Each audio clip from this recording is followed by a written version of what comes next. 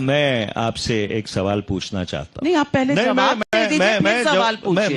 सवाल पूछने का काम पत्रकारों का है। ऐसा नहीं है, आजकल सवाल पूछने का काम नेताओं का भी है। तो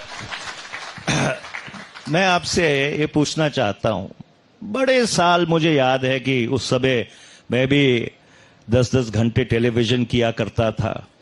आप लोग स्टोरी चलाया करते थे, 1,76,000 करोड़, इतने जीरो हैं गिने भी नहीं जा सकते। 2 साल, 3 साल, 4 साल आप वो चलाते रहे। जब वो मामला अदालत में गया, सभी लोग बरी हो गए। आपने एक बार माफी मांगी सार्वजनिक तौर पर, जिन लोगों की रेपुटेशन आपने बर्बाद कर दी थी?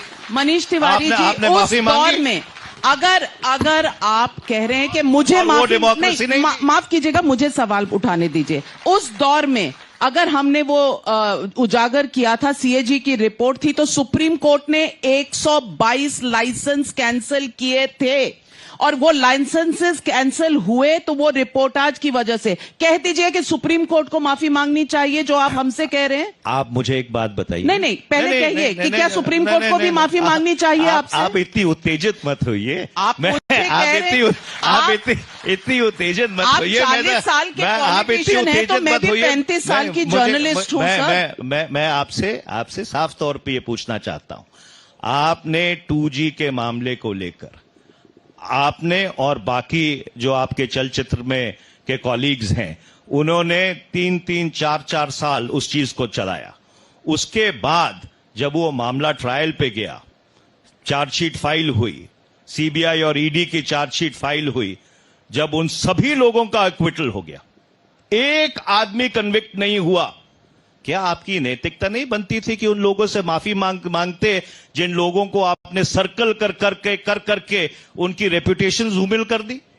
See this trial by the media. आपकी नैतिकता पर मैं ये सवाल छोड़ती हूं, आपकी नैतिकता पर मैं ये सवाल छोड़ती हूं कि फर्स्ट कम फर्स्ट सर्व सही था, नहीं था? तब मनमोहन सिंह ने मना क्यों किया था?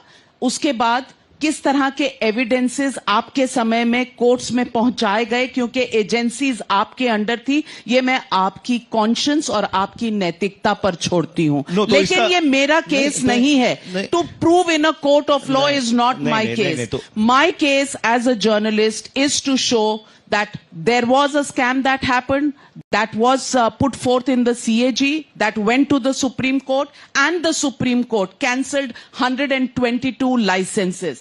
I do not head an investigation agency. I do not head the courts of this country. I can only put the facts as up to the point where a journalist can go. And finally, when it went before a court of law for a criminal trial, because the entire thing was based on foundations of sand, the entire campaign of innuendo and calumny collapsed like a pack of cards. So but you people, no, not so be it. So be it. But the case is going. The case has got another clearance for being tried again. That's a different matter. We'll have to wait and watch. No, but that's a different matter. When there was a clean acquittal, the least you could have done is apologize to those people whose reputations you trifled with in the name of a media trial.